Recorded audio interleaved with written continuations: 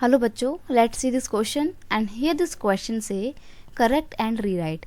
यहाँ पे इस क्वेश्चन में आपको एक स्टेटमेंट दी हुई है, इसमें कुछ गलती है जो आपको आइडेंटिफाई करनी है। उस एरर को आइडेंटिफाई करके उसको करेक्ट कीजिए और स्टेटमेंट को दोबारा से लिखिए। ये आपसे इस क्वेश्चन में बोला जा रहा है। तो पहले हम हमारी स्टेटमेंट पढ़ते हैं। स्टेटमेंट क्या बोलती है?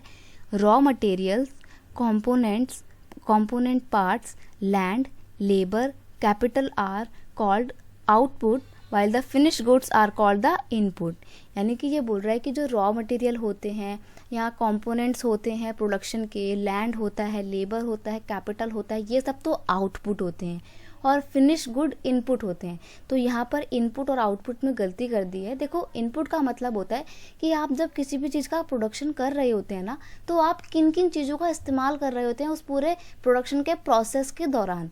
आपने जिन चीज़ों का इस्तेमाल किया था प्रोसेस के टाइम पे, वो होते हैं आपके इनपुट। और आपका फाइनल जो प्रोडक्ट निकल के आता है, जो फाइनल रिजल्ट निकल के आता है, या जो फिनिश गुड्स होती हैं, वो होती हैं आपकी आउटपुट, क्योंकि वो रिजल्ट है आपका। ठीक है, तो यहाँ पे स्टेटमेंट में गलती क्या है?